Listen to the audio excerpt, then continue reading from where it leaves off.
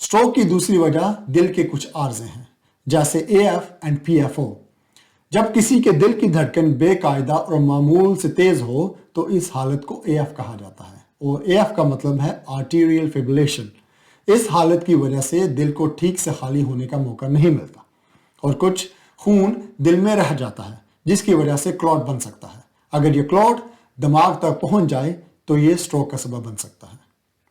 दूसरा है PFO, जिसका मतलब है पेटेंट फोरामेन ओवल।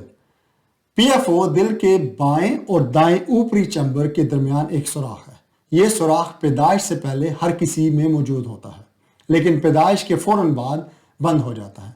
इस सुराख को PFO कहा जाता है, लेकिन कुछ बच्चों में PFO पैदाइश के बाद कुदरती तौर पर बंद नहीं होता। इसे बाज़ औक़ात दिल में सुराख भी कहा जाता है। अगर इस हालत की वजह से दिल में क्लॉट बन जाए तो ये क्लॉट स्ट्रोक का सबब भी बन सकता है। इस्कीमिक स्ट्रोक की तशखीस दिमागी स्कैन के ज़रिए की जाती है, जैसे CT और MRI स्कैन, और बाज़ औक़ात EEG और अल्ट्रासाउंड स्कैन से भी की जाती है। इस्कीमिक स्ट्रोक के दो तरीका इलाज हैं। पहला है थ्रोम्बोलाइसिस और दूसरा है थ्रोम्बेक्टमी। थ्रोम्बोलाइसिस में क्लॉट को तोड़ने के लिए एक दवा इस्तेमाल की जाती है ताकि रुकावट को दूर किया जा सके। स्ट्रोक की अलामात शुरू होने के तकरीबन 4.5 घंटे के अंदर ये दवा मुअस्सर है और जितनी जल्दी मुमकिन हो इलाज फ़ायदेमंद है।